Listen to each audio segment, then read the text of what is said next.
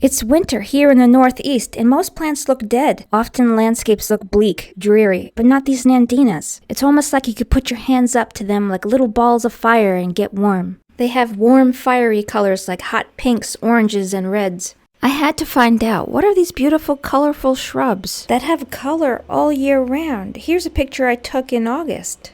Now back to January. After figuring out they're Nandinas, my next question was, which kind of Nandinas? There's so many different kinds. Could this be an evergreen shrub that gives you some kind of color all year, plus it's deer resistant? This video is from March, and it still has the fiery color. The other video is from January. So anyway, I searched online trying to find all the information I could about Nandinas.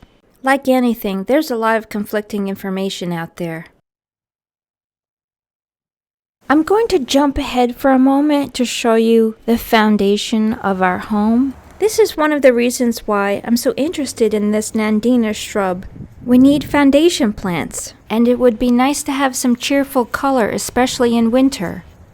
I searched so much online trying to figure out which Nandinas they were, and which ones would have the best color all year round. The straight species gets taller than I wanted, and I could do without those toxic berries and any potential for invasiveness. This Tucson Flame Nandina color in this video is amazing. The picture charts are interesting, but I wondered how much is just advertising and how much is accurate. I was leaning towards Firepower because of that great winter color, but I changed my mind because Obsession seems so popular. I decided to order 6 Obsession Nandina plants from Home Depot. When I received them, I regretted getting them. I'll show you why.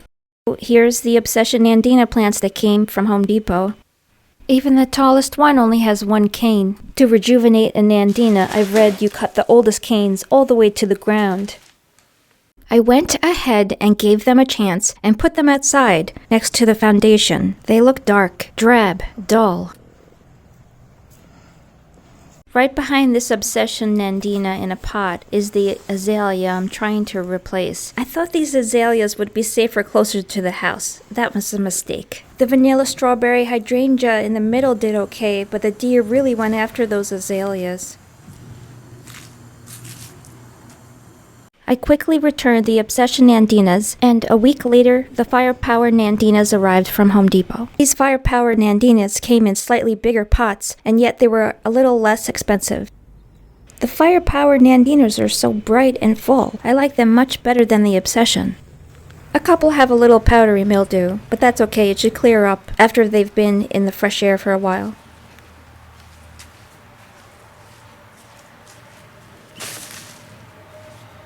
It's time to get to work planting these now. 1 down, 5 more to go.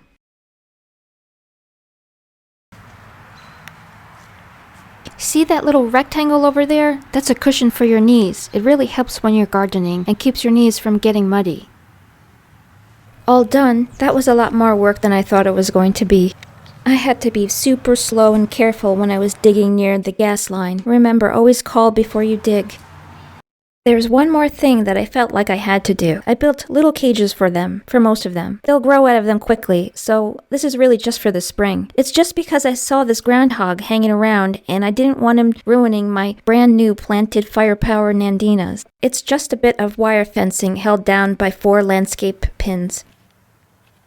The Firepower Nandina all the way on the left has a regular cage around it, but as you can see all the other cages kind of blend in, they're barely noticeable. I also added 3 more plants right underneath the rhododendron there. They're cat mint, which I've never seen any deer or anything else damage. I saw this Southern Living Plant Collection Nandina Flirt version. It's a smaller version, but look, even this one is just so dark. It might look great in winter, but I want something that's gonna pop all year. Check out these Gulfstream Nandinas. They're really colorful. These Moonbay Nandinas are really colorful too, and they stay smaller. This could very well be the Nandina I saw in the very beginning that got me interested in Nandinas in the first place.